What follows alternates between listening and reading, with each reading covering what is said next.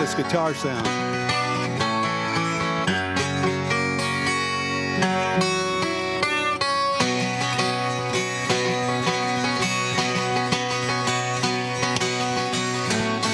Crank it up, bud.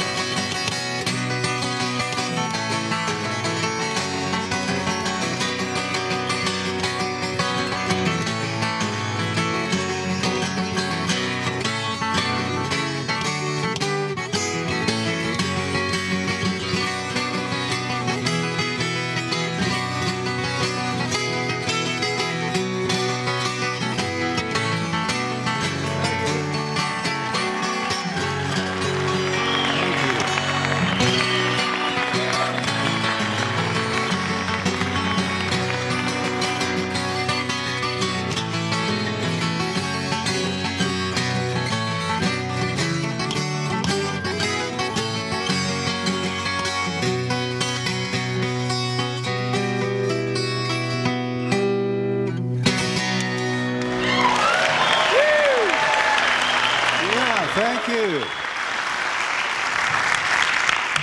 That's my opener. Yeah, it's a keeper.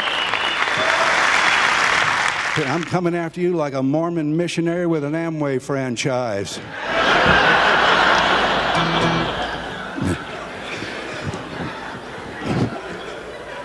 Now, if you're a Mormon missionary, God bless you. Thanks for coming out tonight.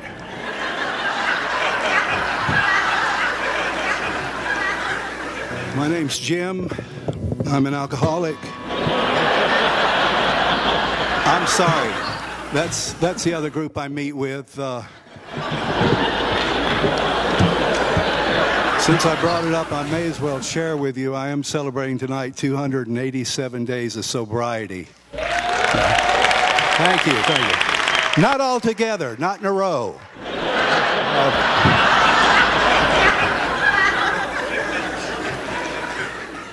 No, if you're an alcoholic, God bless you. Thanks for coming out tonight. I was helping this lady look for a contact out here. She was telling me, I don't wear contacts, but she was telling me about them.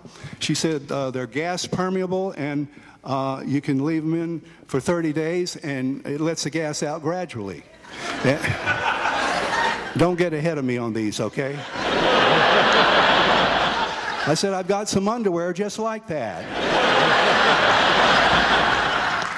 I dedicate the rest of the show to my mother. She spends most of her time in the garden now because that's where we buried her.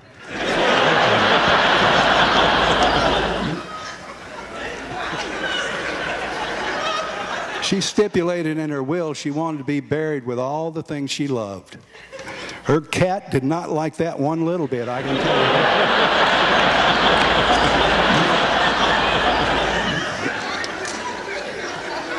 But when I go, I want to go just like she did in her sleep, not screaming like the people in her car.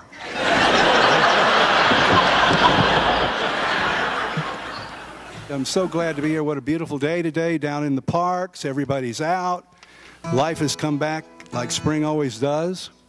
We were watching a guy down there, a mime. I thought he was a mime, and we were trying to figure out what he was doing. Everyone was trying to guess, yelling at him, he's a tap dancer, he's a tap dancer. And no, I said, he's a windmill, he's a windmill. And come to find out, he was just choking on a pretzel.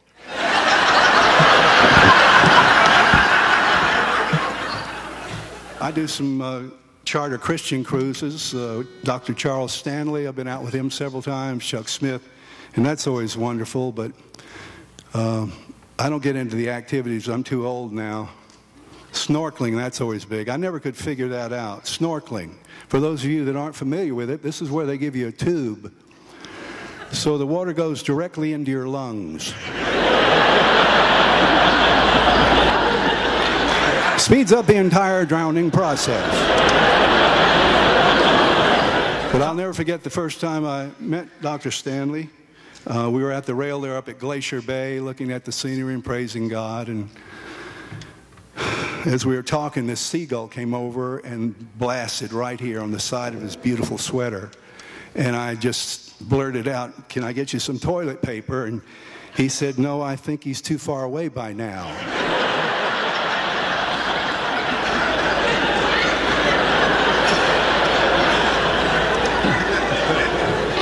But you folks are really cheering me up. I need cheering up. My girlfriend came to me the other day. She said, I'm seeing another man. I said, well, why don't you try rubbing your eyes or something?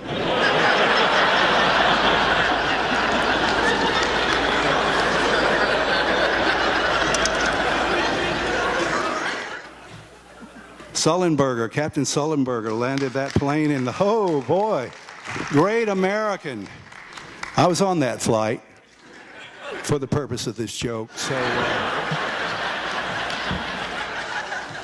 you know, not only do pilots have to have the skill to fly the plane, they have to be able to handle the emergency and also keep the people abreast of what's going on. As we were coming in, he came on the PA system and he handled it beautifully. Good afternoon, ladies and gentlemen. This is your captain speaking. It appears we're going to be, I'd say 5 or 6 miles short in our final approach into New York tonight. I've asked our flight attendants to go ahead and cancel those car reservations for you. Feel free to get up and move about the cabin. You can do anything you want to. It's really over. Flying's aggravating anyway. You always get that middle seat. I sat in between two of the largest people I've ever seen in my life. I didn't see my arms the entire flight.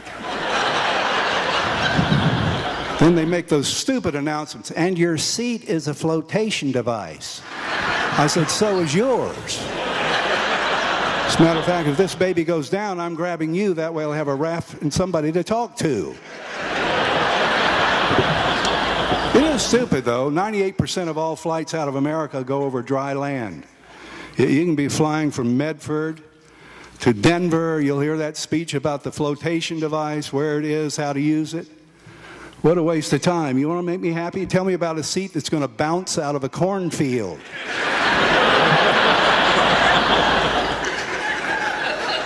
That's the one I'm looking for. I have to fly a lot of small planes sometimes. They hold 6 people, you know, where the pilot actually comes up to you and says, how much do you weigh? I said, what do you need to know that for? He said, well, we'd like to know how much fuel to put in the plane. I said, fill it up.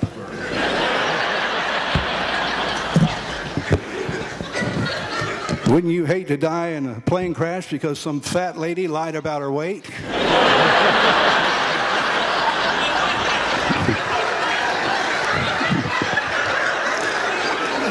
No, if you're a fat lady, God bless you. Thanks for coming out tonight.